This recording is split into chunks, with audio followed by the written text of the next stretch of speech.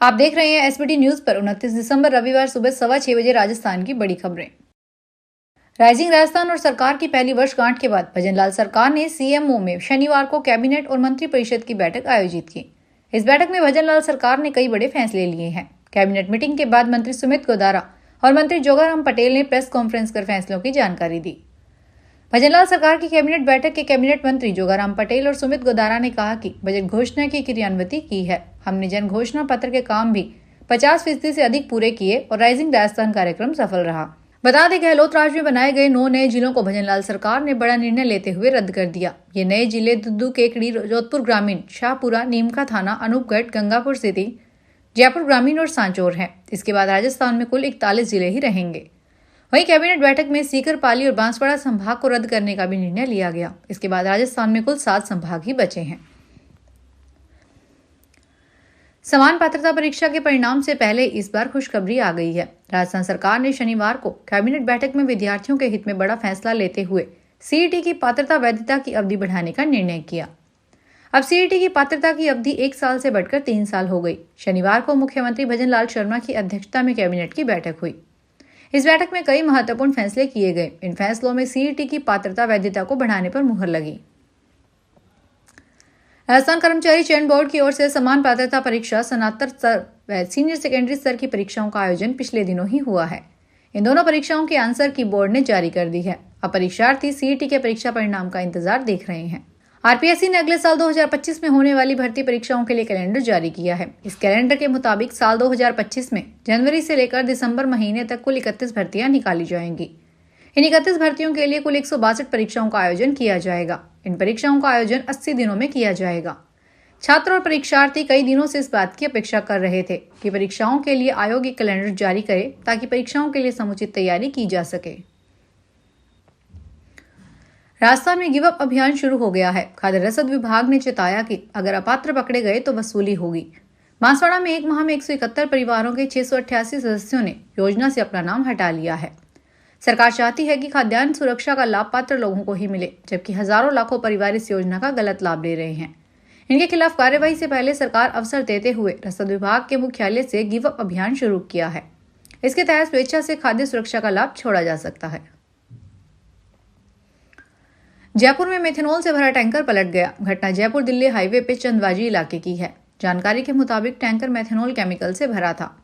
पलटने के बाद भारी मात्रा में केमिकल का रिसाव होने लगा। इससे मौके पर अफरा तफरी मच गई।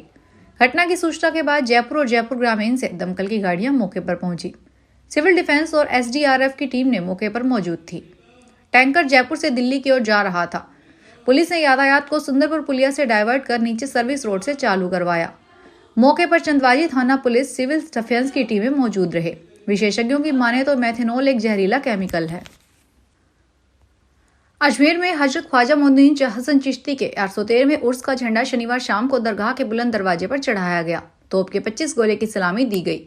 झंडा चढ़ाने की रस्म के दौरान हजारों जायरीन मौजूद रहे। दरगाह में अब उस उर्स के दौरान दिन भर जियारत की जा सकेगी। 1 जनवरी को जन्नती दरवाजा जियारत के लिए सुबह खोला जाएगा। रजब महीने का चांद दिखाई देने पर 1 या 2 जनवरी से उर्स की विधिवत शुरुआत होगी। दरगाह के खादिमों के साथ ही प्रशासनिक व पुलिस के आला अफसर भी मौजूद रहे।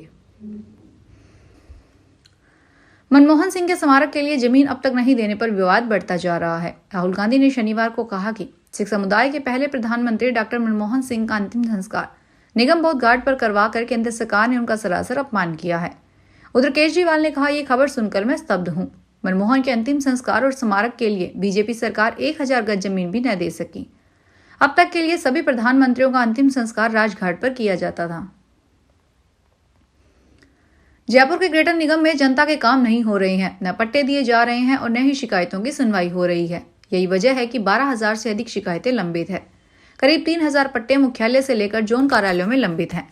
पिछले 1 वर्ष की बात करें तो ग्रेटर निगम ने बमुश्किल 30 पट्टे जारी किए हैं। इसमें से कई सिफारिशी हैं। यही वजह है कि आम आदमी निगम मुख्यालय से लेकर जोन कार्यालयों में आता है, दिन भर चक्कर लगाता है और शाम को घर चला जाता है। इस मामले को लेकर निगम के अतिरिक्त आयुक्त सीमा कुमार ने संपर्क किया तो उन्होंने फोन नहीं उठाया। मैसेज का भी उन्होंने जवाब नहीं दिया। राजस्थान प्रदेश की गौशालाओं और डेयरियों से संसाधित गोवंश के शीतकालीन स्वास्थ्य एवं सामान्य प्रबंधन के लिए गोपालन विभाग ने एडवाइजरी जारी की है। पशुपालन, गोपालन और डेयरी सचिव डॉक्टर समित शर्मा ने दिशा निर्देश जारी करते हुए कहा कि राजस्थान के शुष्क, मरुस्थलीय, मैदानी तथा पठारी क्षेत्रों में अत्यधिक ठंडे तापमान, कम आर्द्रता और सीमित वनस्पति के कारण कठोर सर्दी पड़ती है। इस अवधि के दौरान गोवंश के उचित वैज्ञानिक प्रबंधन से उनके स्वास्थ्य, उत्पादकता और अस्तित्व को सुनिश्चित करने के लिए विशेष ध्यान देने की आवश्यकता होती है। इसलिए तीक्ष्ण सर्दी, पाला एवं शीतलहर की स्थिति को देखते हुए गोपालन विभाग ने गोवंश के लिए शीत ऋतु में प्रबंधन के दिशा निर्देश जारी करता है। जालौर के आहोर क्षेत्र में एक साथ 3 मंदिरों और 4 सोने मकानों के ताले टूटने का मामला सामने आया है। आरोपियों ने प्रतिमाओं को भी खंडित कर दिया, जिसके कारण स्थानीय लोगों में रोष है। आहोर थाना अधिकारी राम प्रताप ने बताया, शुक्रवार को आहोर के सैदालिया बालातोन गांव में एक रात में चोरों ने 3 मंदिर सहित 7 जगह के ताले तोड़कर चोरी की घटना को अंजाम दिया। सैदरिया बालोतान गांव में स्थित जैन मंदिर से दान पात्र, महादेव जी मंदिर से चांदी का नाग, माताजी मंदिर से छोटा चांदी के नाग की चोरी कर ले गए। वहीं जैन मंदिर में चोरी की नीयत से मंदिर में स्थापित भगवान की मूर्तियों को भी खंडित कर दिया। भीलवाड़ा में अवैध कोयला भट्टियों पर जिला प्रशासन की कार्रवाई लगातार जारी है। प्रशासन ने आज दूसरे दिन भी लगातार कार्रवाई को अंजाम देते हुए इन अवैध भट्टियों पर पीला पंजा चलाकर इनको ध्वस्त कर दिया। तहसीलदार कंचन चौहान ने बताया कि करेड़ा क्षेत्र के चिलेश्वर व कांजी का खेड़ा गांव में खातेदारी व बिला नाम जमीन पर लंबे समय से चल रही अवैध कोयला भट्टियों पर कार्रवाई करते हुए दूसरे दिन भी 100 अवैध कोयला भट्टियों को ध्वस्त किया गया। आगे भी इस तरह की भट्टियों पर लगातार कार्रवाई जारी रहेगी।